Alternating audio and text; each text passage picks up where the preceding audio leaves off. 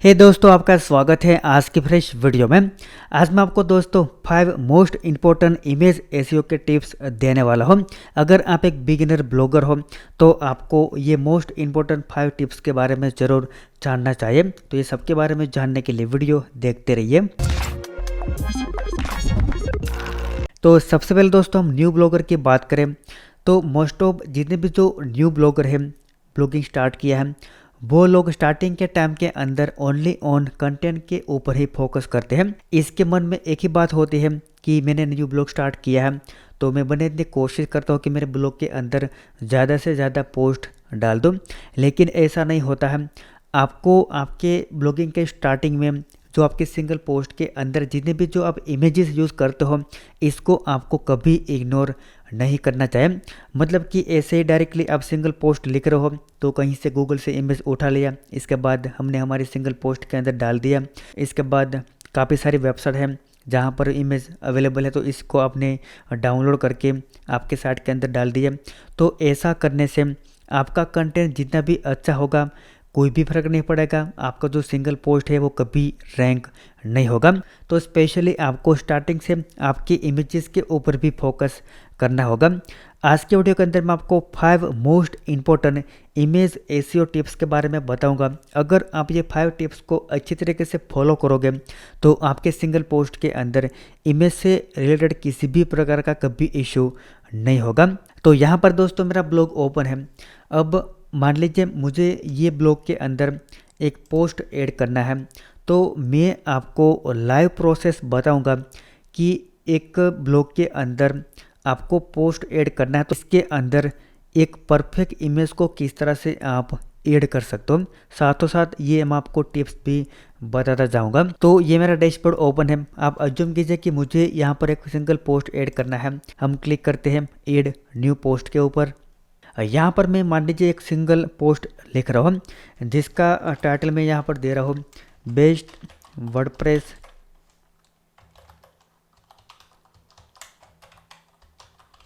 WordPress hosting इन 2021। ये एक sample title है।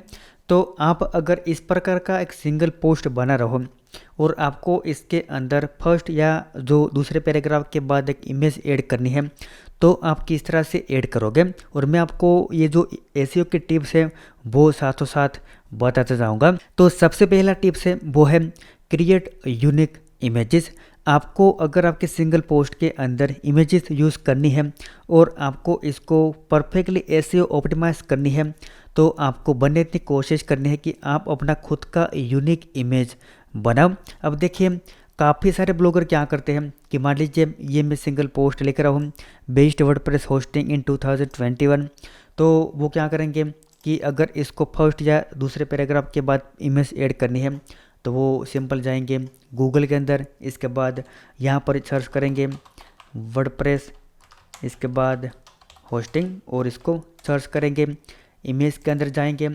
और काफ़ी सारे लोग यहाँ से क्या करते हैं कि इसको फिल्टर करते हैं, कॉपीराइट फ्री इमेज होते हैं इसको यूज़ करते हैं, या तो बहुत ही सारे ऐसे ब्लॉगर होते हैं जल्दी जल्दी में यहाँ से किसी भी इमेज को डाउनलोड करके वो अपने सिंगल पोस्ट के अंदर डाल देते हैं, क्योंकि इसको जो यूनिक इमेज के बारे में इतना कुछ खास पता नहीं होता है, कॉपीराइट्स के बारे में कुछ पता नहीं होता है, तो वो जल्दी जल्दी में यहाँ से इमेज डाउनलोड करके अपने सिंगल पोस्ट के अंदर डाल देते हैं। लेकिन आपको इमेज कॉपीराइट के बारे में पता होना ज़रूरी है। आपको हमेशा आपका खुद का इमेज से डिज़ाइन करना है। आप गूगल में से या तो किसी दूसरी वेबसाइट के अंदर से इमेजेस के अंदर जो पार्ट्स होते हैं लाइक आइकॉन हो गया, इसके बाद किसी भी प्रकार का सिंबल है, इसको आप यूज़ कर सकते हो। लेकिन डायरेक्टली रेडीमेड इमेज को आप यहाँ से डाउनलोड करके आपके सिंगल पोस्ट के अंदर आप यूज़ नहीं कर सकते। अब देखिए अगर यहाँ पर किसी भी प्रकार का इमेज आप सर्च करते हैं, इसके बाद इमेजेस की कुछ जो कंपनी है, मतलब कि बहुत ही बड़ी बड़ी वेबसाइट है लाइक शटरस्टॉक, इसके अलावा भी काफ़ी सारी जो इमेजेस की वेबसाइट है। अब मान लीजिए आपने जल्दी जल्दी में यहाँ से किसी भी प्रकार की इमेज डाउनलोड की तो अगर ये इमेज शटरस्टॉक या तो किसी भी प्रकार की जो रजिस्टर कंपनी के लाइसेंस के अंडर में इमेज आता है, आपने यूज़ कर लिया, इसके बाद कुछ टाइम के बाद या तो काफ़ी टाइम के बाद आपका पोस्ट जो गूगल के अंदर रैंक हो रहा है या तो वायरल जैसा हो गया है, तो आपको प्रॉब्लम हो सकता है। प्रॉब्लम के अंदर ये हो सकता है कि पर्टिकुलर कंपनी वो आपके अगेंस्ट केस फाइल करेंगे, इसके बाद आपके पास से काफ़ी सारा पैसा भी ले सकती है। तो ये प्रॉब्लम आपको हो सकता है। तो हमेशा आपको ट्राई करनी है कि आपकी सिंगल पोस्ट है, इसके लिए आपको यूनिक इमेज डिज़ाइन करनी है। यूनिक इमेज बनाने के लिए आपके पास काफ़ी सारे तरीके हैं। सबसे पहला जो सबसे आसान तरीका है वो है canva.com। तो आप इसको विजिट करके इसका भी यूज़ कर सकते हो। यहाँ पर आपको दिखाता है कि इसके अंदर सिंपल आप अपना फ्री अकाउंट बनाकर आप यहाँ से इमेज डिज़ाइन कर सकते हो आपके सिंगल पोस्ट के लिए। इसके बाद फ़ोटोशॉप है दूसरा रास्ता। सिंपल आपके पास फ़ोटोशॉप है तो इसको आप ओपन कीजिए। इसके बाद जो भी आपने साइज़ डिसाइड किया है आपके सिंगल पोस्ट के लिए, वो साइज़ का आपको यहाँ से एक न्यू इमेज डिज़ाइन करना है। तो यहाँ पर इमेज ओपन हो चुका है। अब आपको किसी भी इमेज को यूनिक बनाने के लिए सबसे पहले क्या करना है कि ये जो इमेज है इसके अंदर आपको आपका खुद का बैकग्राउंड ऐड करना है। तो बैकग्राउंड ऐड करने के लिए यहाँ पर हम एक शेप ड्रॉ करेंगे। इसके बाद इसको यहाँ पर किसी भी प्रकार का एक रैंडम कलर असाइन करेंगे। आप अपने हिसाब से किसी भी प्रकार का कलर असाइन कर सकते हो। इसकी मदद से क्या होगा कि ये जो इमेज है वो 100% यूनिक हो जाएगी। इसके बाद आपको पता है कि आप गूगल में से या तो किसी भी वेबसाइट के अंदर से आप आइकॉन और सिंबल को यूज़ कर सकते हो आपके इमेज के अंदर। तो सबसे पहले ये हमारा इमेज है, इसको मुझे जो ऐड करना है मेरे सिंगल पोस्ट के अंदर। हमारा पोस्ट वेब होस्टिंग से रिलेटेड है। तो सिंपल हम क्या करेंगे, गूगल के अंदर जाएंगे। इसके बाद यहाँ पर सर्च करेंगे, डायरेक्टली आप ये भी सर्च कर सकते हो हम वर्डप्रेस होस्टिंग। इसके बाद आपको PNG सर्च करना है। इसके बाद आपको सिंपल इमेजेस के ऊपर जाना है। तो यहाँ पर आपको देखा काफ़ी सारी इमेजेस आई है। तो जैसे कि ये दूसरा वाला इमेज है, इसके ऊपर हम क्लिक करते हैं तो आपको यहाँ पर देखना है कि अगर जो कोई ओनर ने इसको मॉडिफाई किया है तो आप इसका यूज़ नहीं कर सकते। लाइक यहाँ पर आपको देखा जाएगा, यहाँ पर लिखा है होस्टिंग पॉलिसी, इसको आप यूज़ नहीं कर सकते। इसके बाद दूसरा ओपन कीजिए, यहाँ पर आपको देखा जाएगा ये इमेजेस है वो काफ़ी सारे लोग ऑलरेडी जो अलग अलग जगह पर यूज़ कर रहे हैं। जस्ट आपको इतना ही चेक करना कि ये इमेज को किसी ने मॉडिफाई तो नहीं किया है। ये इमेज को आप अच्छी तरीके से देख लीजिए, यहाँ पर किसी भी प्रकार का कोई सिंबल ऐड नहीं किया है। सिंपल राइट क्लिक कीजिए, इसके बाद सेव के ऊपर क्लिक कीजिए और इसको आपके PC के अंदर सेव कर लीजिए। इमेज सेव हो चुका है, इसको यहाँ से ड्रैग कीजिए, इसके बाद ड्रॉप कीजिए और आप अपने जो भी आपने इमेज डिज़ाइन किया है इसके अंदर आप इसको यहाँ पर पेस्ट कर दीजिए। इसके बाद आपके हिसाब से ये जो इमेज है इसको आपको मॉडिफाई करना है, इस तरह से आप कर सकते हो। इसके बाद इसके अंदर आप आपका टेक्स्ट भी लिख सकते हो। तो यहाँ पर आपको देखा जाएगा हमने एक इमेज डिज़ाइन किया है। ये जो फ़ॉन्ट की साइज़ है इसको हम यहाँ पर इसके डिज़ाइन के हिसाब से करते हैं, आपको देखा जाएगा। इसके बाद इसके बैकग्राउंड कलर है, इसको आप आपके हिसाब से मॉडिफाई कर सकते हो जैसा आपको करना है। ये हो गया। अब यहाँ पर देख लीजिए इमेज को, ये बेसिक सा इमेज है सिंपल, जिसके अंदर हमने एक जो रेडीमेड PNG फाइल यूज़ किया है, हमारा टेक्स्ट यूज़ किया है। तो ये जो यहाँ पर इमेज डिज़ाइन हुआ है इसको लेकर आपको कभी किसी भी प्रकार का इशू नहीं होगा। अगर आप डायरेक्टली किसी भी इमेज को डाउनलोड करके आपके साइट के अंदर यूज़ करते हो तो आपको प्रॉब्लम हो सकता है। तो ये है सबसे पहला टिप जिसके अंदर आपको ध्यान रखना है कि आपको आपके सिंगल पोस्ट के अंदर यूनिक इमेज डिज़ाइन करके ही यूज़ करनी है। ये तो जस्ट एक सैम्पल है, बाकी आप अपने हिसाब से इमेज को और कस्टमाइज़ करके इसके अंदर काफ़ी सारे सिंबल्स वगैरह ऐड करके इसको काफ़ी ब्यूटीफुल बना सकते हो। इसके बाद का टिप्स है चूज राइट इमेज फॉर्मेट। तो यहाँ पर भी काफ़ी सारे ब्लॉगर मिस्टेक करते हैं कि जब भी आप अपना खुद का यूनिक इमेज डिज़ाइन करते हो इसके बाद इसका राइट इमेज फॉर्मेट चूज़ करना बहुत ही इम्पोर्टेंट है।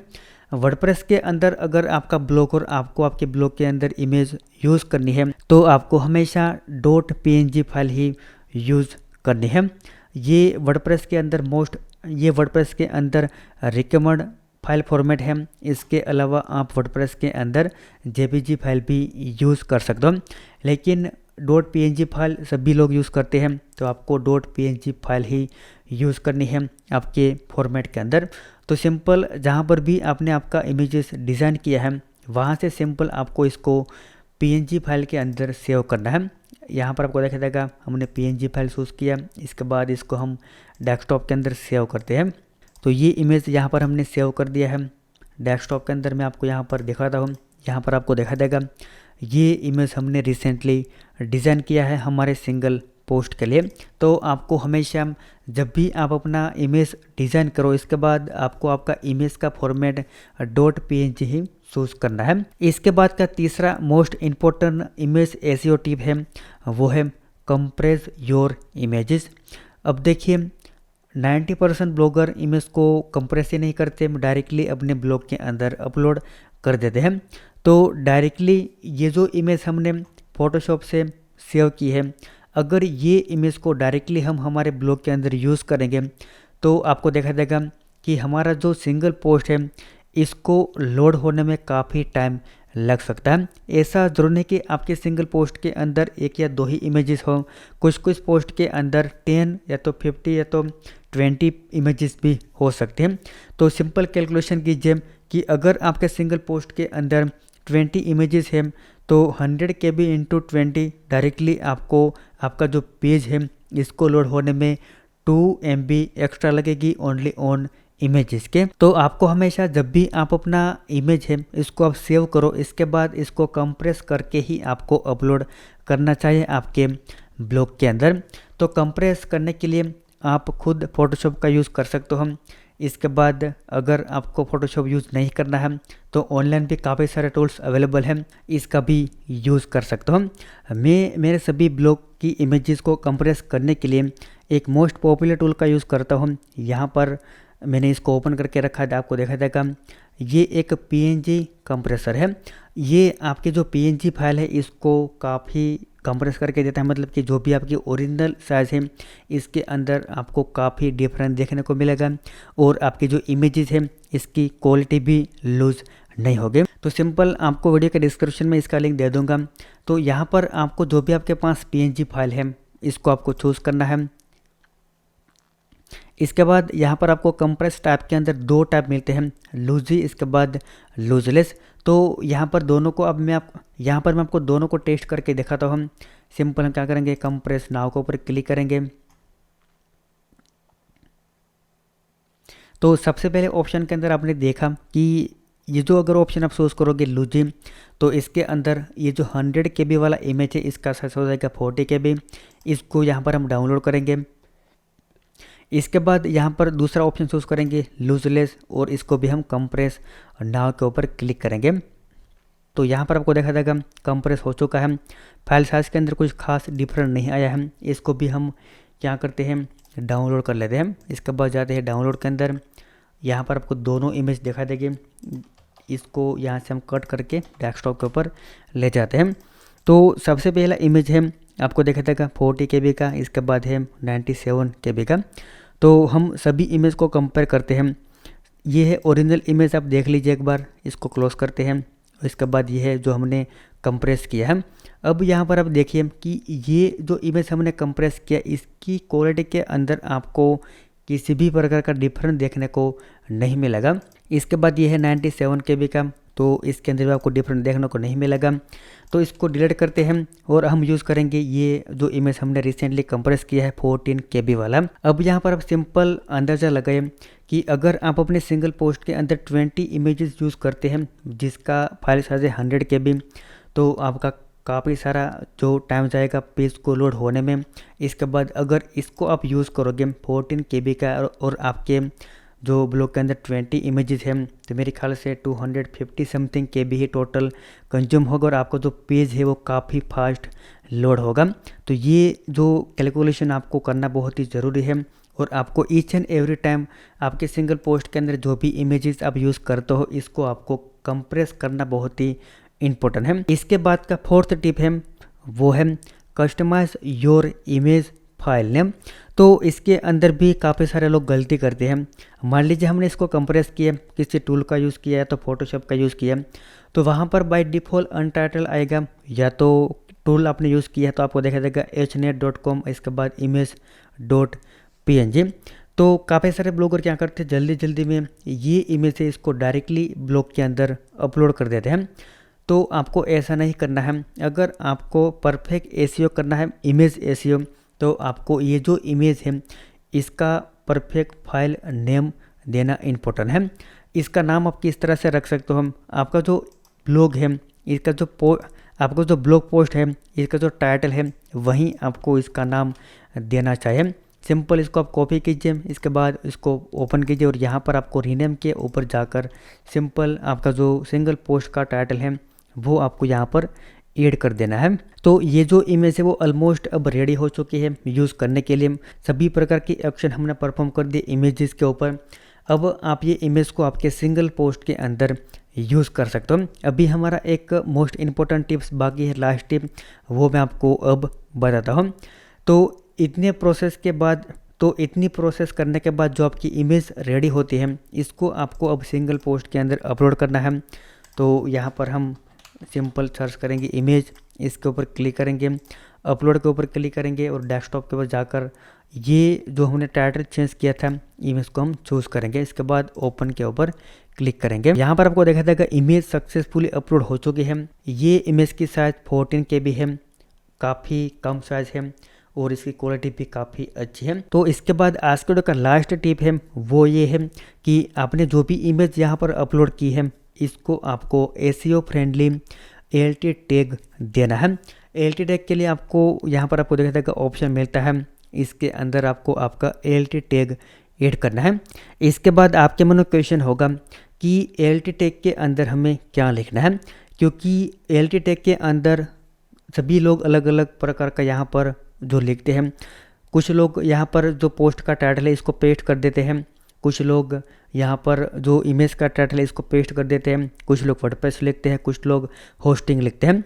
तो आपको ऐसा नहीं करना है। हमेशा आपको ध्यान रखना है कि जब भी आप अपने सिंगल पोस्ट के अंदर इमेज को यूज़ करो तो आपको आपका जो मेन टारगेटेड कीवर्ड है वहीं आपको ALT टैग के अंदर ऐड करना है।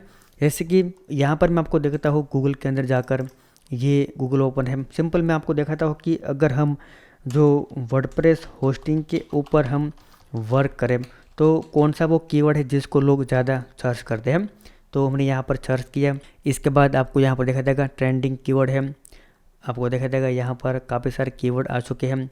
तो इसके अंदर काफ़ी सारे कीवर्ड है जिसको गूगल के अंदर लोग सर्च करते हैं। जैसे कि ये कीवर्ड है बेस्ट वर्डप्रेस होस्टिंग, तो इसको आप मेन अपना टारगेटेड कीवर्ड चूज़ करके इसको आप ALT टैग के अंदर ऐड कर सकते हो। इसके बाद यहाँ पर आप मल्टीपल कीवर्ड भी ऐड कर सकते हो अगर आपको करना है तो इस तरह से आपको इसका proper SEO friendly ALT tag भी लिखना है जब भी आप अपने सिंगल पोस्ट के अंदर इमेज का यूज़ करो। तो आई होप कि दोस्तों आपको आज का वीडियो पसंद आया होगा। थोड़ा लंबा है लेकिन आपको पसंद आया होगा।